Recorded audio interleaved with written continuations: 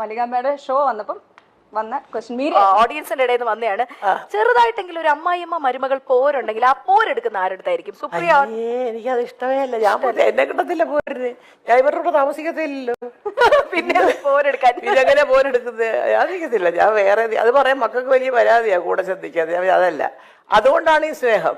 നമ്മള് കൂടെ കിടന്ന് വരവയാ തീർന്ന കാര്യം അതോടുകൂടി തീർന്നു.